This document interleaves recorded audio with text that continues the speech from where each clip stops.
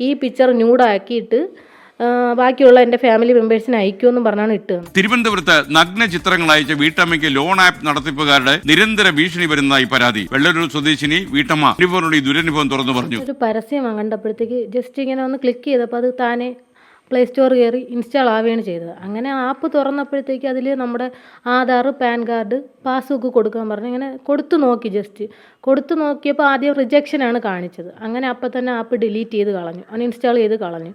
കുറേ കഴിഞ്ഞപ്പോൾ ഒരു അരമണിക്കൂർ കഴിഞ്ഞപ്പോഴത്തേക്ക് അക്കൗണ്ടിൽ ഒരു 1500 ആദ്യം കയറി. അത് കഴിഞ്ഞ് ഒരു 10 മിനിറ്റും കൂടെ കഴിഞ്ഞപ്പോൾ വീണ്ടും ഒരു 1500 രൂപ. അങ്ങനെ ആപ്പ് വീണ്ടും ഡൗൺലോഡ് ചെയ്ത് നോക്കി, കാരണം ഇത് തിരിച്ചടയ്ക്കണമല്ലോ നമുക്ക്.